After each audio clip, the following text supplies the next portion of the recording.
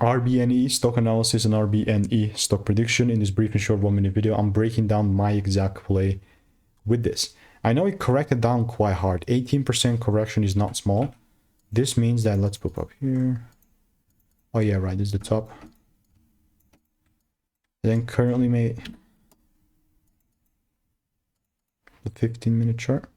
Yeah, so look, unless I see this shift happening from here on, like a proper shift, I'm not talking about one pump up like crazy, gotta give me power. If I don't see that happening, there's no way I'm buying. That's what it comes down to for me on this 15-minute chart. This is by no means financial advice.